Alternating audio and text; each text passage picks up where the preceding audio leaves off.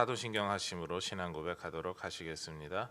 전능하사 천지를 만드신 하나님 아버지를 내가 믿사오며 그 외아들 우리 주 예수 그리스도를 믿사오니 이는 성령으로 잉태하사 동정녀 마리아에게 낳으시고 본디오 빌라도에게 고난을 받으사 십자가에 못 박혀 죽으시고 장사한 지 사흘 만에 죽은 자 가운데서 다시 살아나시며 하늘에 오르사 전능하신 하나님 우편에 앉아 계시다가 저리로서 산 자와 죽은 자를 심판하러 오시리라.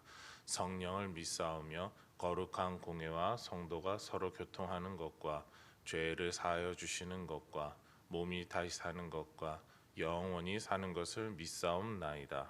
아멘. 찬송가 200장 같이 찬양하시겠습니다. 찬송가 200장입니다.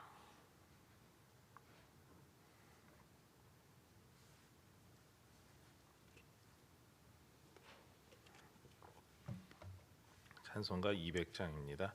달고 묘한 그 말씀 생명의 말씀은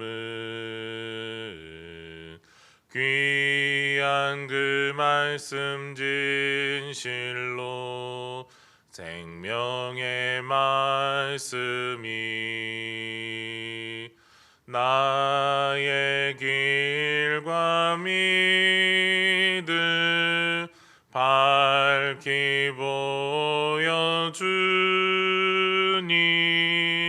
아름답고 귀한 말씀 생명샘이로다.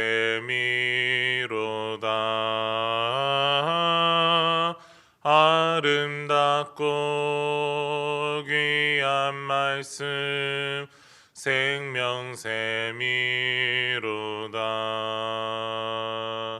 귀한 주님의 말씀은 내 노래 되도다.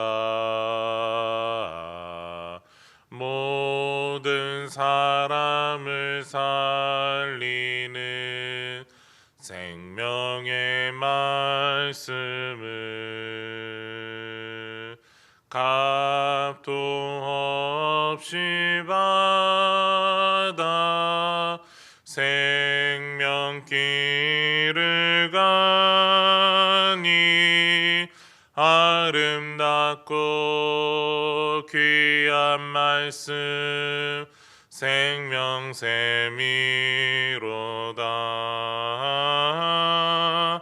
아름답고 귀한 말씀 생명샘이로다. 널리 울리어 퍼지는 생명의 말씀은 마음의 용서와 평안을 골고루 주나니 다만 예수 말씀 듣고 복을 받네. 아름답고 귀한 말씀 생명샘이로다. 아름답고 귀한 말씀 생명샘이로다.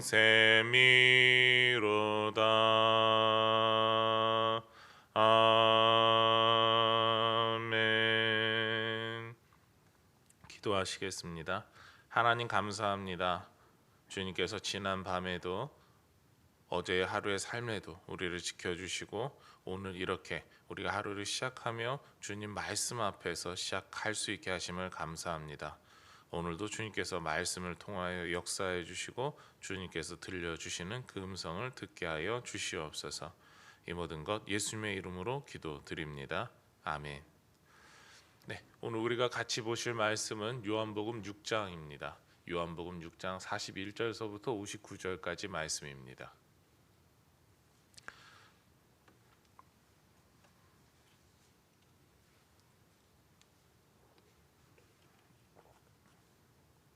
요한복음 6장 41절서부터 59절까지 말씀입니다.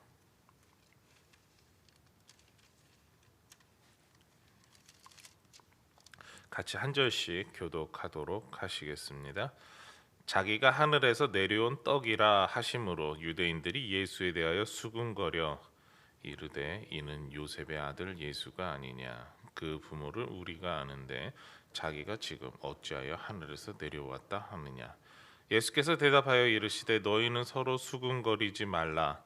나를 보내신 아버지께서 이끌지 아니하시면 아무도 내게 올 수 없으니 오는 그를 내가 마지막 날에 다시 살리리라. 선지자의 글에 그들이 다 하나님의 가르치심을 받으리라 기록되었은즉 아버지께 듣고 배운 사람마다 내게로 오느니라. 이는 아버지를 본 자가 있다는 것이 아니니라. 오직 하나님에게서 온 자만 아버지를 보았느니라.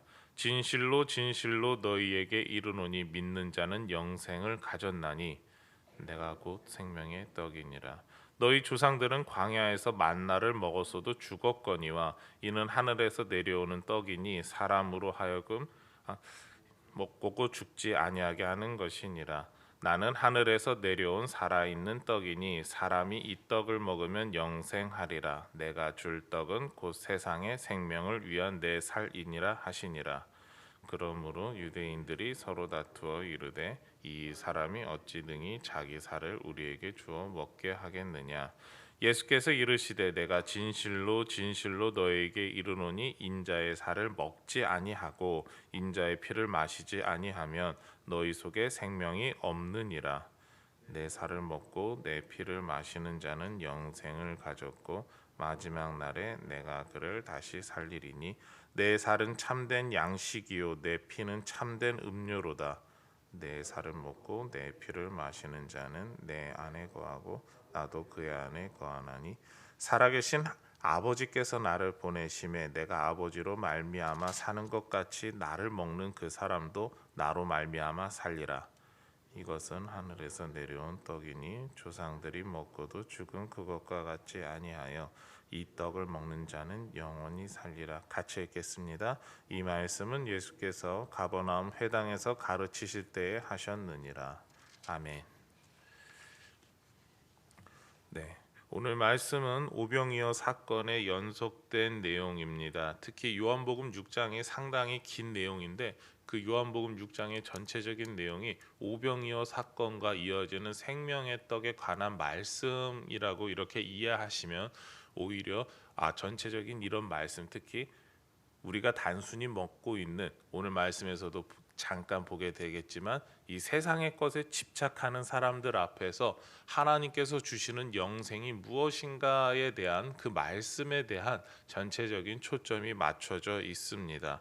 특히 오병이어 사건을 통해서 자신을 드러내신 예수님의 자기 자신에 대한, 그러니까 구원에 대한 그 계시를 담고 있는 내용이고 또한 그 이야기를 들은 사람들에 대한 반응이 오늘 전체적인 6장 우리가 보고자 하는 내용의 이야기입니다. 그리고 이러한 사람들, 특히 유대인들의 반응을 한마디로 이야기를 한다면 예수님의 말씀을 믿지 못하겠다라는 것이죠. 이러한 사람들의 반응에 대해서 예수님께서는 포기하시지 않고 그들에게 계속해서 말씀을 전하셨습니다. 예수님께서 말씀을 계속해서 전하심으로 영생에 대해 알기를 원했기 때문입니다. 특히 유대인들이 영생에 대해서 더 알기를 원하셨지만 그러나 실제적으로 예수님의 말씀을 듣고 이해할 수 있었던 사람, 지금 당장에는 다 모르겠지만 그래도 예수님께서 하시는 그 말씀을 이해할 수 있었던 사람들은 이 요한복음을 기록한 사도 요한을 비롯한 제자들일 것입니다. 그 제자들이 말씀을 이해하고 예수님의 뜻대로 살아가는 그 모습, 오늘 말씀 가운데 나온 것처럼 이야기를 한다면 바로 하나님께서 주시기로 허락한 사람, 하나님이 보내주시기로 한 사람들만 그 말씀을 최종적으로 이해할 수 있는 것입니다. 그렇다면 유대인들의 반응이 어떠했는지 오늘 말씀을 통해서 다시 한 번 더 보고자 합니다.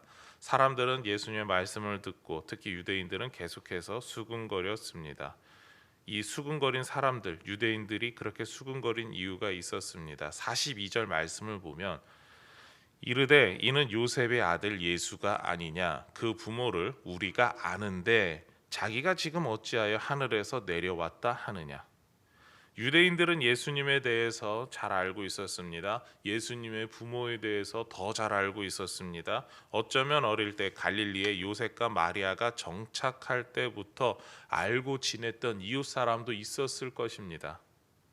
그러기에 그들은 예수님께서 하늘에서 내려왔다라고 하는 이야기를 할 때 믿지 못했던 것입니다. 보리떡 5개와 물고기 2마리로 남자만 5천 명이 먹었다라고 하는 그 현장을 목도하고 혹은 그 이야기를 듣고 몰려온 사람들 앞에서는 아무리 위대한 선지자가 되었다라고 하더라도, 하나님께서 위대한 기적을 행했다라고 하더라도 쉽게 믿을 수 있는 이야기가 아니었습니다. 어떤 사람은 예수님의 모친 마리아의 외가 쪽으로 위대한 선지자라고 지금 사람들이 다 이야기하는 세례자 요한이 있는 것을 생각한다면 그럴 수도 있겠다라고 판단했었을 것입니다. 이렇게까지 예수님에 대해서 알고 있는 사람들은 그나마 공통적으로 하는 반응이 동네 사람인데 저 사람이 위대한 기적을 행한다고 자신이 하늘에서 내려온 하나님의 생명의 떡이다, 그런 선지자다라고 말하는 것이 우리는 받아들일 수 없다라고 하는 그 생각에서 그 모든 이야기를 듣고 있는 것입니다. 이렇게 믿지 못하는 사람들에게 예수님께서 그들을 끝까지 설득하고 왜 자신이 생명의 떡이 될 수밖에 없는지에 대한 그런 이야기를 더 설명하시는 것이 아니라 그 생명의 떡으로 인하여서 주어지는 그 결과, 바로 영생에 대해서 강조하고 계십니다.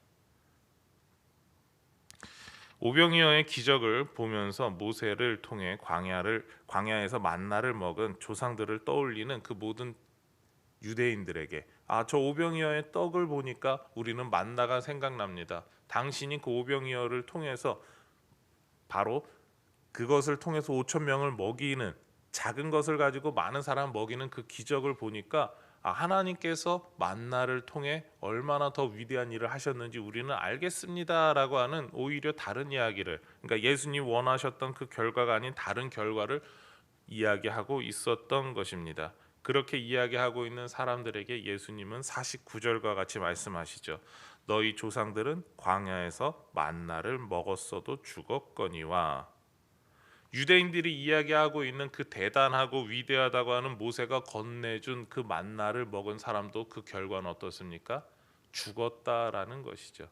심지어 어떻습니까? 광야에서 40년 동안, 광야 들어가기 전에 있었던 그 모든 사람들은 광야 40년의 생활 동안 다 광야에서 죽었습니다.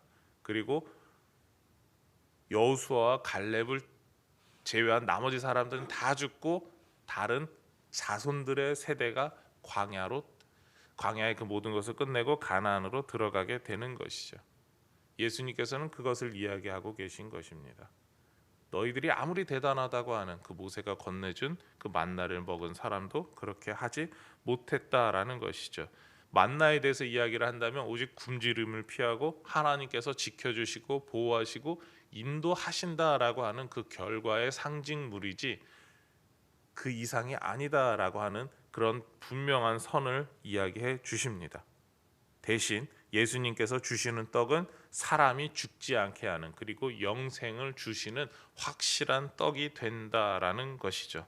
51절 말씀에 나는 하늘에서 내려온 살아있는 떡이니 사람이 이 떡을 먹으면 영생하리라. 내가 줄 떡은 곧 세상의 생명을 위한 내 살이니라 하시니라. 예수님께서 주시는 떡을 먹으면 영생할 것이 분명하다, 영생하게 된다라고 말씀하십니다. 유대인들은 여기까지 듣고 모세가 건네준 만나를 능가하는 새로운 떡이 무엇인가에 대해서 생각했을 것입니다. 그런데 예수님 내리신 결론, 바로 내 살이다라고 하는 그 이야기를 듣고 그들은 오히려 더 의구심을 갖고 여지껏 가지고 있던 논란을 더욱더 증폭시키고 예수님 앞에서 약간 거친 반응이 나오기 시작합니다. 사람들의 논란을 잠재우고 진화를 시키고 이해를 시켜 동감하게 만들지 못한 것이죠.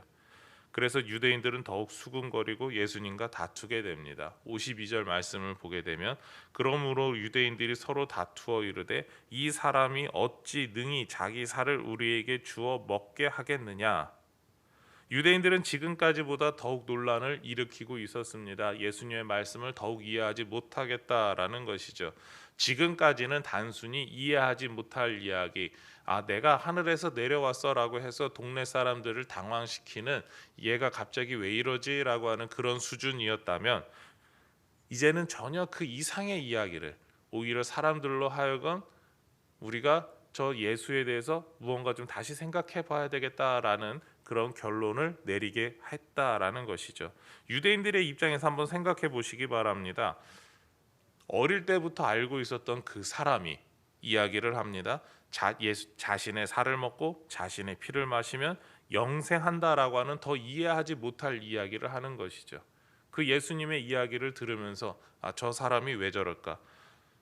내가 알던 사람인데, 내가 분명히 저 집 가정사도 다 알고 있는데 왜 저럴까라는 생각을 했을 것입니다. 심지어 하나님께서 금지시키신 사람을 죽여 제사를 드리는 그 방법이 생각나게 하는, 내 피를 마셔라, 내 살을 먹어라라고 하는 그 이야기를 하고 있을 때, 저 사람이 도대체 왜 저럴까? 나는 이해하지 못하겠다라고 하는 이야기를 하고 있는 것입니다. 그러면서 만나를 먹은 조상들이 일찍 죽었지만 내 살을 먹는 사람은 영생하게 된다라는 그 이야기를 다시 한 번 더 하게 될 때, 이들의 논란은 더욱더 극한 상황에 처하게 됩니다. 58절 말씀인데요. 이것은 하늘에서 내려온 떡이니 조상들이 먹고도 죽은 그것과 같지 아니하여 이 떡을 먹는 자는 영원히 살리라.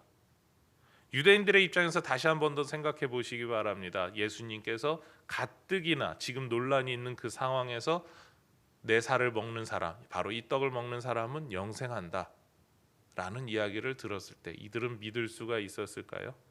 믿지 못했습니다. 그리고 이렇게 결론을 내리죠.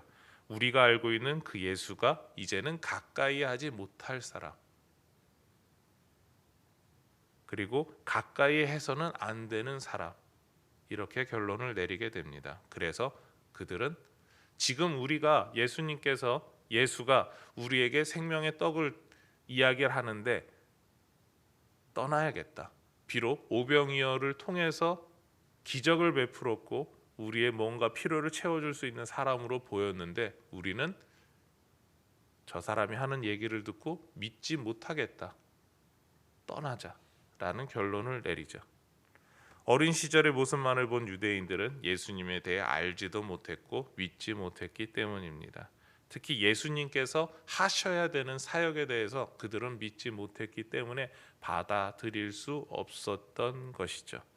예수님께서는 자신의 몸을 통해 우리에게 주실 십자가 구원을 이야기하고 계시는 것입니다. 십자가에서 예수님의 몸은 찢겨지고 피를 쏟으시게 될 것입니다. 예수님께서는 바로 이 생명의 떡이라고 하는 자신의 몸을 통해서 이러한 영생의 결과가 주어질 것을 이야기하고 계셨던 것입니다. 그러나 유대인들은 그것을 믿지 못했습니다.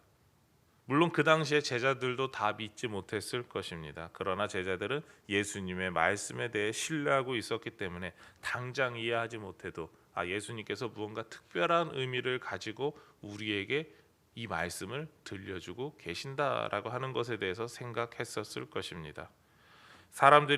유대인들이 예수님을 따라온 것을 예수님 말씀 때문이 아니다라는 것이죠. 이들은 예수님께서 행하신 오병이어의 기적을 보고 모세처럼 위대한 지도자가 될 것이다, 우리의 모든 육신의 문제를 해결해 주실 것이다 라고 생각하고 예수님을 그렇게 바라보고 예수님이 그런 지도자가 되길 원해서 따라온 사람들입니다. 그렇습니다. 이들은 예수님께서 해결해 주시는 문제가 육신의 문제, 지금 당장 처한 위기 상황, 그 모든 것만을 해결해 주실 분으로 보고 온 것입니다. 그러나 예수님께서 해결해 주시는 문제는 육신의 문제가 아니라 영의 문제라는 것이죠. 바로 영생의 문제를 우리에게 해결해 주시고 그 영생을 주실 분이다라는 것입니다. 사람들이 원하는 것과 예수님이 주시려고 하는 해결책이 전혀 달랐다라는 것이죠. 그러기 때문에 그들은 이해할 수가 없었고 자신이 원하는 걸 주시지 않기 때문에 나는 이해하지 못할 사람이다. 예수를 떠나야 되겠다라는 결론에 이르게 되는 것입니다. 우리는 유대인들처럼 종종 생각할 때가 있습니다. 예수님을 믿으면 먹을 것으로 대표되는 세상의 문제, 육신의 문제가 전부 해결될 것이다라고 믿고 따라간다라는 것이죠. 때때로 육신의 문제가 해결될 수 있습니다. 그런데 이러한 육신의 문제가 해결되는 것은 예수님께서 계속해서 육신의 문제만을 해결해 주시는 분이다라고 하는 것을 우리에게 알려주시기 위함이 아닙니다. 육신의 문제를 해결해 주시는 예수님께서 영의 문제도 해결해 주실 것이다라고 하는 기대를 갖게 하기 위해서입니다. 신앙생활을 처음 시작할 때 우리는 우리 주변의 여러 가지 많은 육신의 문제들이 해결되는 것을 경험합니다. 그리고 그 과정 가운데 주님께서 우리의 영적인 문제도 해결해 주실 분이며 해결해 주시고 계심을, 해결해 주셨음을 깨닫게 됩니다. 무엇입니까? 예수님께서 해결해 주시는 가장 큰 목적은 우리의 육신의 문제의 해결이 아니라 영의 문제라는 것이죠. 근데 사람들의 관심은 어디에 쏠려 있습니까? 처음에 받았던 그 사랑을 이야기하면서 엉뚱하게도 육신의 문제에 집중하고 있다라는 것입니다. 우리가 주님 앞에 가면, 예수님 앞에 나아가면 우리의 육신의 모든 문제가 다 해결받는다, 그것만 해결받으면 된다라고 생각하고 예수님에게 매어 달립니다.